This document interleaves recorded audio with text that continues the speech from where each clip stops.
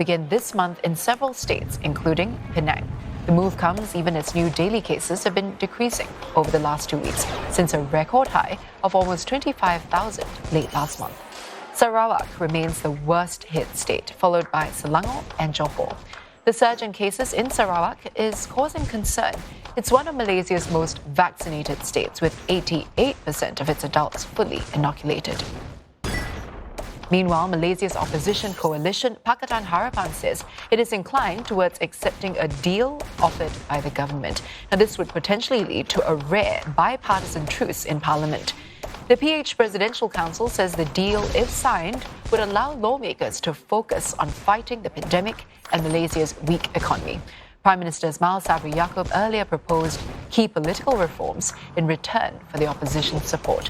He offered to limit the Prime Minister's term to 10 years and give the opposition leader the same salary and resources as a cabinet minister. Mr. Ismail Sabri also promised a bipartisan agreement on bills. But Anwar Ibrahim, the president of Parti Keadilan Rakyat, a component member of the PH Alliance, says the new Prime Minister will still need to prove his majority when Parliament opens tomorrow. The King will officiate the opening and deliver a speech. The Myanmar army has accused the opposition of destabilizing the country to create an impression of a civil war. Now, this accusation comes days before the annual UN General Assembly is set to take place in New York. The ousted lawmakers declared a people's war against the army last week, and since then, armed clashes and attacks have increased in parts of the country, with at least 20 deaths reported. The army has released a list of figures of attacks and casualties in the last 7 months. Now, it claimed that civilian forces controlled by the ousted lawmakers had killed some 800 civilians since February. Separately, human rights groups say the army has killed more than 1,000 civilians since the coup. Both the army and ousted lawmakers are vying for recognition at next week's UN General Assembly, and both sides had put forth candidates to represent Myanmar at the UN. In other news, a North Korean media outlet has slammed South Korea's recently announced defense plan, accusing Seoul of sharpening a knife behind a curtain of peace. South Korea's midterm defense plan includes developing a ballistic missile that's as powerful as a tactical nuclear weapon, which can destroy underground missile bases by penetrating underground tunnels. The North's website Mieri has accused Seoul of improving capabilities to strike key facilities in the north. It says South Korea has been stressing on dialogue and peace, but now there's no question who's threatening peace on the Korean peninsula and worsening inter-Korean relations. Meanwhile, a cybersecurity firm says it has found evidence that a North Korea-linked hacker group tried to steal data from experts working for South Korea's defense ministry. The South Korean firm told Yonhap News that it suspects the organization Thallium to be behind the attempted attacks. The hackers sent out emails to the advisors on the pretext of notifying them of an upcoming seminar. They then followed up with another email asking the recipients to open an attachment to access documents needed for the seminar. The cybersecurity firm says the emails contained malicious files disguised as government documents, which, when downloaded, would allow the hackers to steal information. The firm adds that hacking incidents involving suspected North Korean-linked groups have been on the rise. It has urged people to keep their guard up against such attacks. Chinese Foreign Minister Wang Yi is heading to Cambodia after wrapping up his visit in Vietnam. He'll meet Prime Minister Hun Sen and his Cambodian counterpart, Prak Sokhonn. It's part of his tour of Asia to bolster alliances. Mr. Wang says China and Vietnam should refrain from unilateral actions in the South China Sea. He pointed out how such actions could complicate the situation and magnify disputes in his meeting with Vietnamese Prime Minister Pham Minh Chinh. China says it has historical sovereignty over most of the waterway, but its neighbors and the U.S. say that claim has no basis in international law. Mr. Pham urged the Chinese foreign minister to respect each other's interests in accordance with the UN Convention on the Law of the Sea. Vietnam is the most vocal claimant in the long-running maritime dispute. And coming up in Asia now, 6 police officers face internal disciplinary action for how they responded during the U.S. Capitol riots. And later, 2 beams of lights pierce New York's night sky to mirror the fallen Twin Towers.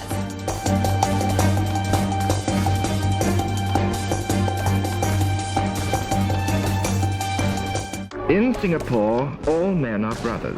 We grew up with this whole idea of CMIO, Chinese, Malays, Indians, and others. It isn't so black and white. There was some discussion about Joseph's schooling in terms of identity. Anak berenang Singapura. If that's not Singaporean, I don't know what is. We really need to look into our history and get back on track. We are an equal society. Pride Over Prejudice, Episode 1 tonight on CNA. Daikin, the leading aircon brand in Singapore, has embarked on a mission to embrace the global vision of achieving net zero emissions by 2050 in a holistic way. Like incorporating digital management systems that monitor and optimize your energy consumption, which helps you reduce your carbon footprint. Similarly, we've taken steps to prevent environmental pollution, like implementing services that are 100% chemical-free. Adopting greener practices, like recovering and reclaiming refrigerants from aircon compressors to be treated and recycled again for continued use. And by developing greener, more eco-friendly refrigerants that are incorporated in all our air conditioners, giving you cool, clean air while keeping Mother Earth cool and clean. Perfecting the air, Daikin. When a five-star hotel goes from this to this. 90% of our job requires PPE. It's like you bathing inside all the sweat. An exclusive peek into a quarantine hotel. I wavered and discussed with my mom if I could delay my return. What does it take to survive the dreaded quarantine? Inside a quarantine hotel, the first episode of Pandemic Borders, Wednesday on CNA.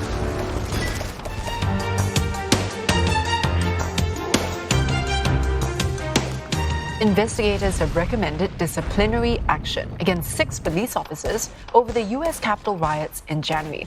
Now, some officers were singled out for unbecoming conduct, failure to comply with directives, and improper remarks.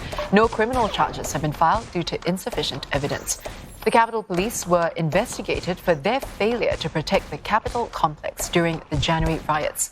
Supporters of former U.S. leader Donald Trump stormed the government building in a bid to stop President Joe Biden's election victory. One officer died fending off the mob, and more than 70 officers were hurt after being assaulted with flagpoles and fire extinguishers. The social media videos appeared to show some officers doing little to stop the rioters from entering the complex.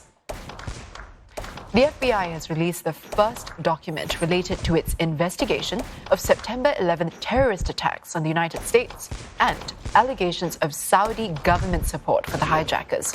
The document describes contacts the hijackers had with Saudi associates in the U.S., but offers no evidence the Saudi government was complicit in the plot. Relatives of the victims had called on President Joe Biden to skip memorial events to mark yesterday's 20th anniversary if he did not declassify the documents.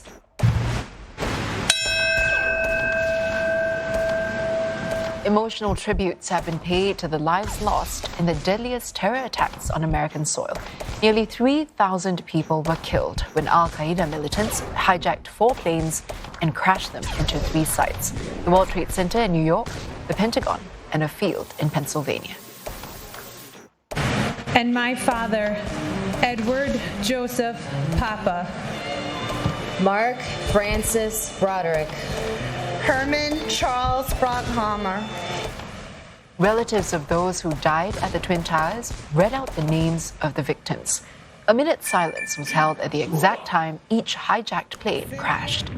President Biden and Vice President Kamala Harris went on to Shanksville, Pennsylvania. As a nation. United Flight 93 had crashed into a field in the state after passengers overcame the attackers and prevented another target from being hit. Ms. Harris was joined by former President George Bush, who at the time of the attacks was Commander-in-Chief. Brave terrorism.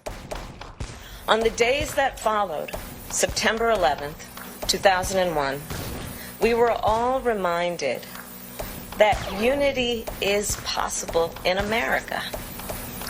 We were reminded also that unity is imperative in America.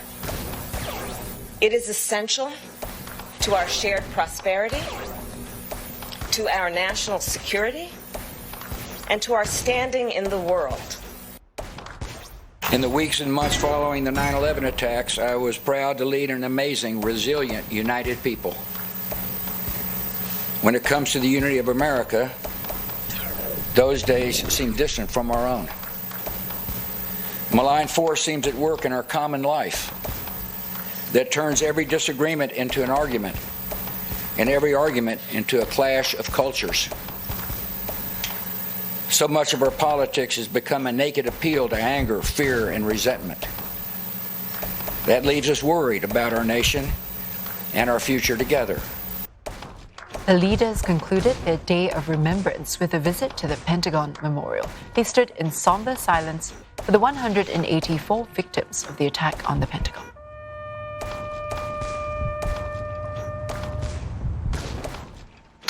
The annual Tribute in Light display has illuminated the New York City sky in commemoration of the September 11th attacks 20 years ago.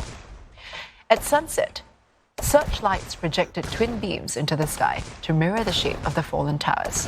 This year, buildings throughout Manhattan, including the Empire State Building, have joined the commemoration, illuminating their facades in blue.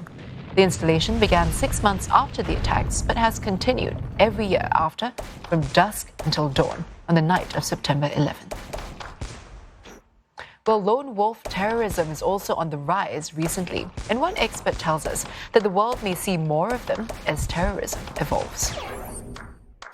If you look at so many countries like Singapore, like the United States, I think the local intelligence and law enforcement services have a lot of capabilities that will deprive these groups from conduct a major terrorist attack.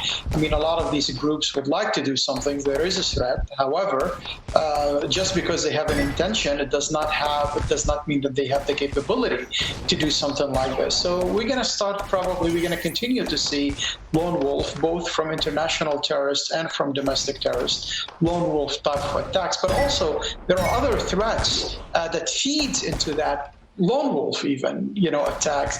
This is a disinformation and misinformation campaigns that we see happening in so many different Western countries, to include the United States. We have, the threat of, international and global power that's challenging each other, what is being called now the near power competition, or the great power competition. A lot of these kind of things are feeding into each other, and we see the chaos that's happening in so many different countries around the world. That chaos has created a vacuum. From that vacuum, you will see militias, and you'll see militant groups, and you'll see the conditions, all the economic, political conditions, the tribal conditions, sectarian conditions that actually allowed 9/11 to happen in the first place. But now it's not only happening in Afghanistan, it's happening in so many different countries around the world, all the way from the western shores of Africa to South Asia. Literally, there is an arc of instability now that's being controlled more and more by non-state actors, by militias. The Taliban in Afghanistan have quietly marked the 20th anniversary of September 11. It's been 2 decades since they were kicked out of power for hosting the U.S. attackers. Contrary to earlier reports, the group refrained from formally inaugurating their new government on the historic day. Instead, the Taliban raised its flag at the Afghan presidential palace in Kabul. A spokesperson said the Taliban had complete control over the country, including the last stronghold of Panjshir. په ټول هیواد کې اوس د سیمه موږ هیڅ نه لرو چې موږ په کنټرول کې نه وي. ځینې باغیان چې په د پنجشیر په ولایت کې هم موجود وو هغه متوارثي تښتېدلي دي. ټول هیواد تصفیه شوی ده او اوس هم د هیواد په ګوټ ګوټ کې امن تامین ده. داسې برخه موږ په هیواد کې نه لرو چې زموږ په ولکه کې نه وي. الحمدلله.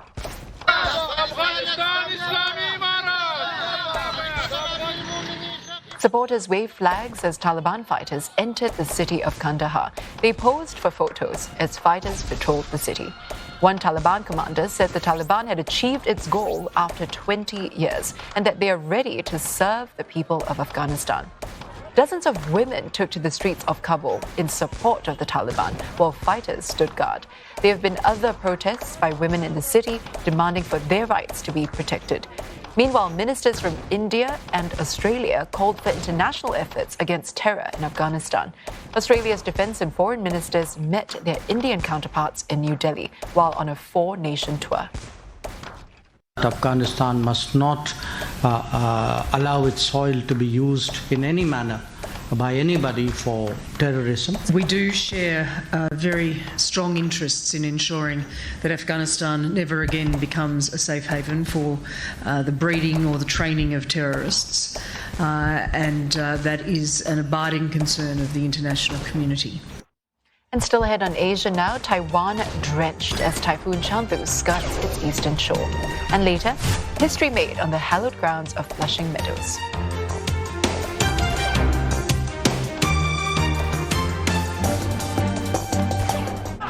One year after 9/11, a devastating attack in Bali. You're on fire and there's people screaming. The Bali attacks were an eye-opener for the Indonesian authorities. Since then, Indonesia has been battling terror. Indonesia is still a rich ground for terror organizations. What are the threats ahead? 20 years after 9/11, Indonesia, Thursday on CNA. I'm Joy Lee. I'm visiting my motherland of South Korea to explore the changing face of the nation. 이게 부당하다 그러면 가만히 있지 않는 법을 배웠어요. I wanted to be an idol in Korea.